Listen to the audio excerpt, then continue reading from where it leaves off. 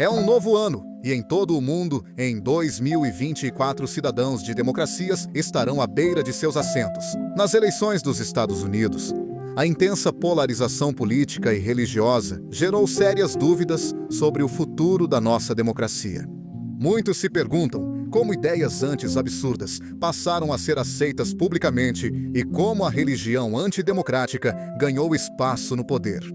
Como cidadãos comuns podem reagir ao crescimento do autoritarismo e extremismo religioso? Tentarei responder a essas questões nesta apresentação. Meu nome é Jason Bivens e sou estudioso de religião e autor do livro América em Conflito: A Ascensão da Antipolítica e a Obsessão dos Estados Unidos com a Religião. Estudo o papel da religião na história dos Estados Unidos, incluindo protestos, música, política e seitas. Mas a questão fundamental que tem me ocupado nos últimos 25 anos é: qual é a relação entre religião e a democracia americana? À primeira vista, você pode ter respostas comuns rapidamente. Nos Estados Unidos, é usual pensar que religiões causaram algumas turbulências, mas geralmente trouxeram harmonia. De fato, a América superou alguns dos aspectos mais nocivos do anticatolicismo desde a década de 1840. Hoje, as pessoas são menos islamofóbicas e reconhecem que nem todos os novos movimentos religiosos são violentos ou manipuladores. Mesmo assim, a vida americana segue bem diferente de outras democracias avançadas. Os Estados Unidos possuem grande diversidade religiosa, e a religião mantém relações duradouras com partidos e atores políticos.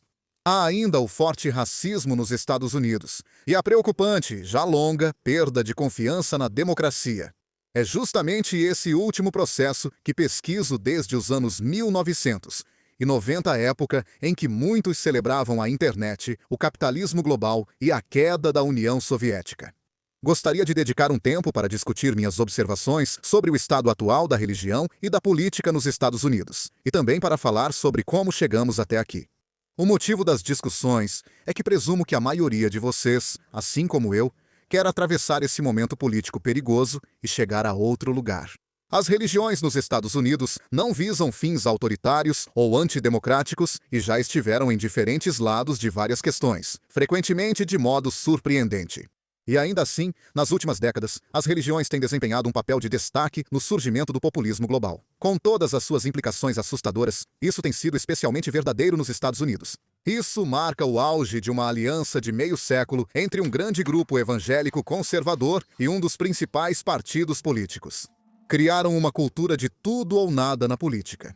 Embora a maioria dos americanos não apoie as políticas cada vez mais reacionárias do Partido Republicano, questões sistêmicas ainda impedem mudanças significativas.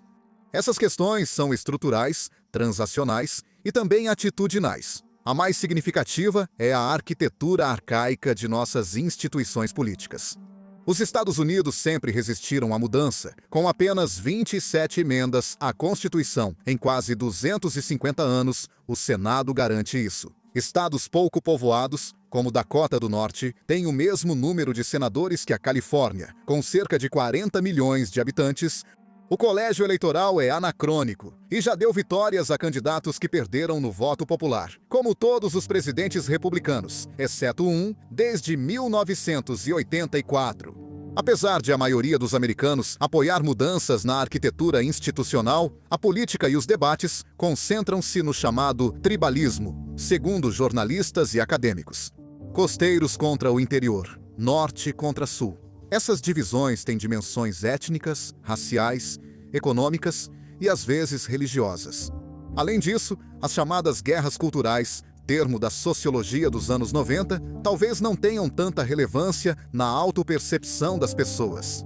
Elas recebem atenção, seja em discursos sobre educação progressista, acesso a banheiros ou ajoelhar-se antes de eventos esportivos. Em menos de 25 anos, as antigas ambivalências americanas sobre pluralismo e democracia cresceram rapidamente. Grandes dúvidas sobre a eleição de 2000, o medo após 11 de setembro e a liberdade de expressão dada às corporações. Essas peculiaridades criaram um cenário político em que o futuro da democracia americana está seriamente em dúvida.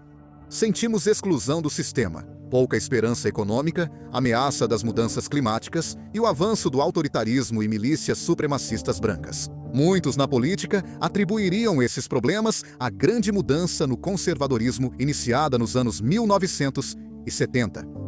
É inegável que, nesse período, a política americana foi fortemente puxada para a direita, tanto sobre o posicionamento anterior dos partidos no espectro ideológico, quanto em comparação a outras democracias avançadas. Em 1976, ou mesmo em 1980, não estava claro que os republicanos concordavam uniformemente com essa direção. Nem nos anos 1970. Os republicanos chegaram a considerar seriamente a renda básica universal, medidas climáticas e moderação social, visando direitos individuais. Mas uma guinada acentuada à direita começou mesmo assim com a ascensão de Ronald Reagan, que cortejou abertamente o evangelicalismo e ajudou a transformar um eleitorado, antes amplamente apolítico, em um bloco fervoroso de direita. Essa coalizão se opôs ao aborto, à ação afirmativa, à emenda dos direitos iguais e a outras questões polêmicas, desmantelando efetivamente antigos blocos democratas de operários.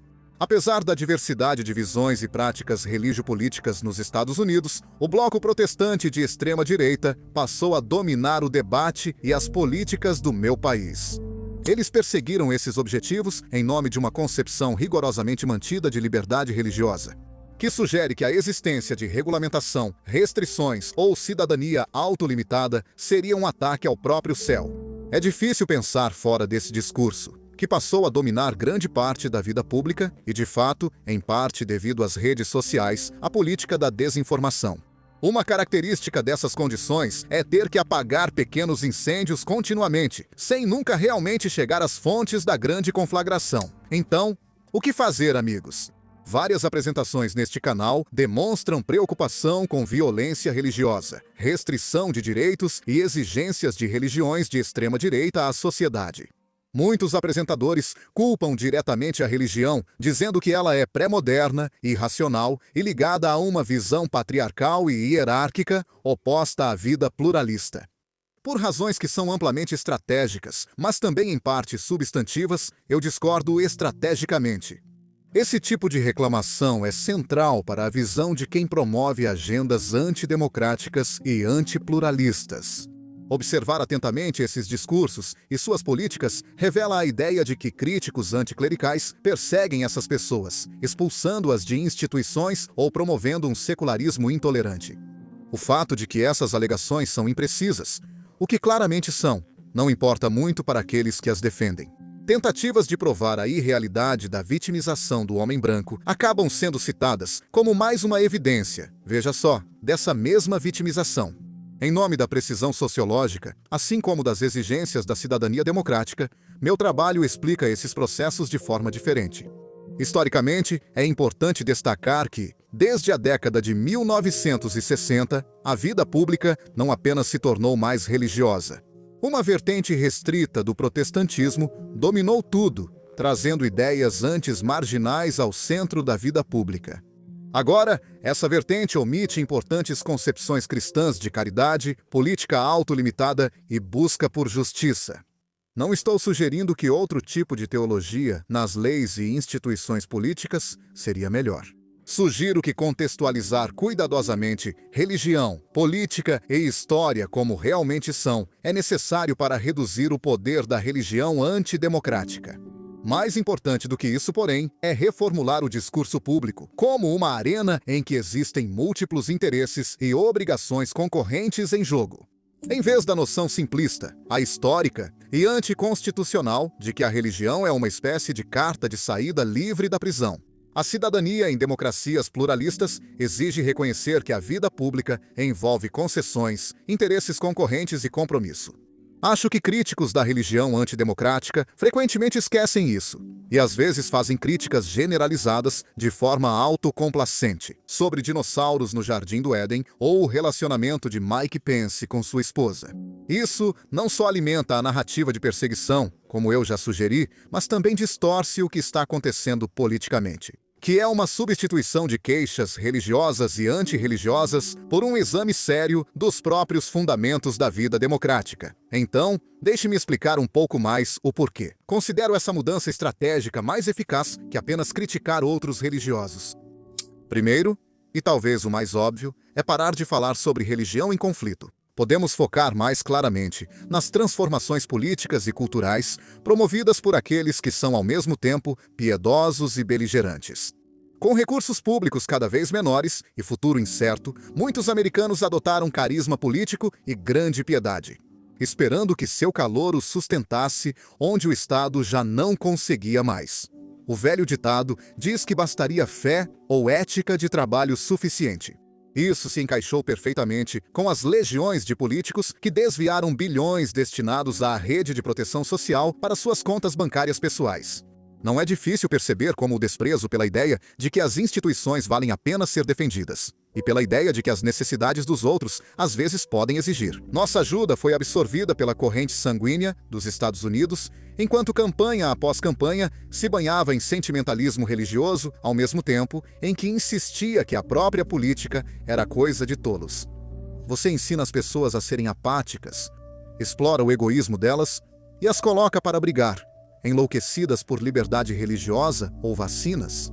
Com o surgimento de tweets e posts no Instagram após os likes do Facebook, os americanos passaram a se importar bem mais em participar das seduções desse combate mediado do que em uma reforma com propósito, mais em anunciar indignação do que em encontrar saídas para ela. Sugiro que o descontentamento religioso com o político e nossa reação a ele simplesmente retiram dos cidadãos o poder de reavaliar os fundamentos da democracia. Explorar isso é também explorar como igualitarismo, direitos humanos e justiça foram enfraquecidos na América contemporânea.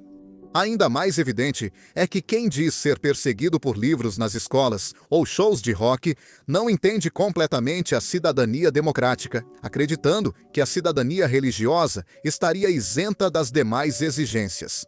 Justamente essa última exige nosso maior esforço. Décadas de foco no primeiro simplesmente não funcionaram. Vale notar que tratar política como política não significa afirmar que preocupações com a salvação estejam erradas. É apenas para lembrar aos outros que o que conta na vida pública não pode ser moldado a serviço de um único ponto de vista. Simplesmente porque acontece de ser religioso, como se outros religiosos sempre e em todo lugar estivessem de acordo nesse aspecto, caberia aos religiosos pró-democracia intervir usando a linguagem da esfera pública. Seria igualmente revigorante se alguns críticos da religião antidemocrática evitassem opiniões interesseiras, teofóbicas e apressadas de críticos como Sam Harris, Christopher Hitchens ou Richard Dawkins. A única maneira de avançar é construindo coalizões, um senso de autolimitação indispensável à política democrática e a compreensão de que certas posições políticas não funcionam em uma democracia. Não por serem religiosas, mas por minarem a prioridade dos direitos humanos sobre qualquer conjunto específico de instituições. O que quero dizer com isso é que a democracia não depende de permitir pontos de vista ou práticas discriminatórias só porque são sinceramente defendidos. A democracia é para cidadãos que começam a vida pública cientes de que ninguém é mais merecedor que os outros. Os cidadãos devem entender que impor uma única narrativa religiosa ou política a todos é o oposto da democracia. Não peço que religiosos deixem de falar religiosamente em público. Isso é inviável na teoria e na prática. Excluir a religião do processo, obviamente, alimenta a própria fonte do sentimento de cerco. E, de fato, apelos agressivos pela privatização ou pelo anticlericalismo fazem parte da condição mais ampla que exige mudança. Esses apelos podem ser tão estridentes, simplistas e deturpar o que a democracia exige, tão grosseiramente quanto alegações infundadas de intolerância religiosa. Na política, devemos ouvir religiosos como qualquer cidadão, pois ouvir é essencial à democracia, não porque tenham influência garantida. O discurso político deve ser tratado como tal, pois só a política pode nos salvar do que ela mesma se tornou. O caminho é repensar a política como um espaço de conciliação baseada em princípios diante de diferenças razoáveis sobre questões públicas, e não como vitórias e derrotas. Agora, eu sei que cada palavra disso é contestada. Meu trabalho analisa de perto a negatividade inabalável da política democrática e, em vez disso, adota um otimismo desafiador. A distinção entre diferenças razoáveis e não razoáveis deve ser central em nossa política. Precisamos aprender quais questões são realmente do interesse público e para o público, e o que podemos fazer para tornar o público mais justo. Devemos lidar afirmativamente com as diferenças para alcançar melhores resultados baseados em princípios compartilhados nesses projetos. Se diferentes grupos de cidadãos religiosos não conseguirem se tornar inteligíveis com base em fundamentos não exclusivos compartilhados por diferentes grupos de cidadãos, então suas reivindicações provavelmente terão pouco ou nenhum sucesso na vida pública. E se cidadãos não religiosos não conseguirem tornar suas reivindicações claras aos religiosos e apresentar princípios convincentes que limitam a vida política, suas reivindicações também tendem a fracassar. Não creio que esses esforços vão, de repente, superar a estagnação política ou, Deus sabe, ajudar os devotos do Cânon a enxergarem a luz da razão. A incomensurabilidade radical e os extremos podem ser filtrados para promover soluções práticas, locais e revisáveis, baseadas na reavaliação de procedimentos transparentes e princípios fundamentais.